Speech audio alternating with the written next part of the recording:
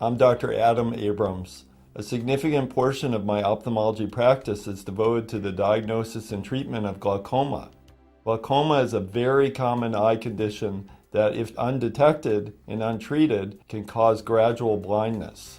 The good news is that once diagnosed, glaucoma can be treated very successfully, and it is rare to have someone to have ongoing vision loss if they are compliant with their treatments and follow-ups. The bad news is that glaucoma is a so-called silent condition. Most newly diagnosed patients had no idea they had glaucoma. By the time you have symptoms of vision loss from glaucoma, the damage is already advanced and cannot be reversed. This is why it is so important for patients to have periodic eye exams to screen for glaucoma. The biggest risk factors for glaucoma are age, family history, and diabetes. Chronic steroid use can also result in glaucoma. Glaucoma involves the pressure of the fluid inside the eye, the intraocular pressure, or IOP, running too high and damaging the optic nerve that comes from the brain.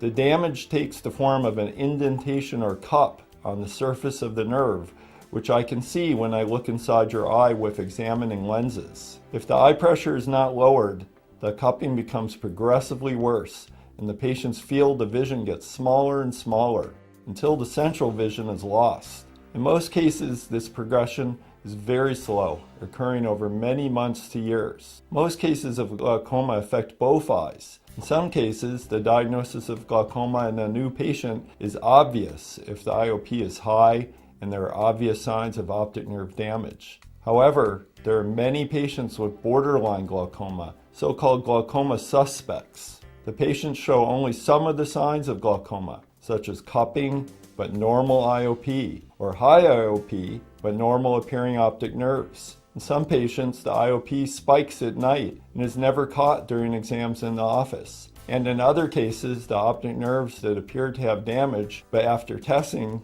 seem to be variations of normal. There are many cases where glaucoma may be starting, but too early to make a definite diagnosis. Many patients must be monitored over years to determine if the diagnosis of glaucoma is becoming more definite and treatment required. The risk keeps increasing as you age. We utilize a number of different tests in our office to help determine if new damage is occurring. These include computerized visual field testing, laser optic nerve analysis, optic nerve photos, corneal thickness measurements, and measurements of the internal fluid drainage anatomy. The testing is required both in diagnosed glaucoma patients already on treatment to make sure their condition is controlled, and in glaucoma suspects to determine if treatment should be started. Patients with diagnosed glaucoma need follow-up every 3 to 6 months, and most tests must be repeated at least yearly. Glaucoma suspects need follow-up every 6 to 12 months and require testing yearly. Fortunately, in recent years, we have more potent glaucoma drops that only need to be used once or twice daily and with minimal to no side effects. We also have other available treatments such as SLT laser and the iStent device.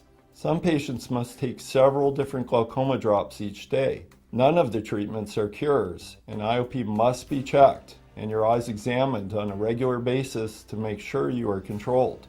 You cannot feel if your eye pressure is running high. Unlike high blood pressure, there are almost no environmental factors, such as diet, that affect the eye pressure.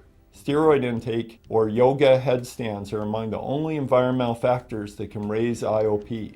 The most common type of glaucoma is called open-angle glaucoma. There are rarer subtypes of glaucoma that require more specialized treatments. Narrow-angle glaucoma is caused by a narrow drainage channel inside your eye, usually caused by your particular anatomy.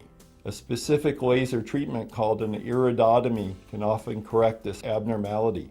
In such specific cases, certain over-the-counter medications that dilate your pupils can increase your eye pressure unless your eyes have been treated with laser iridotomies.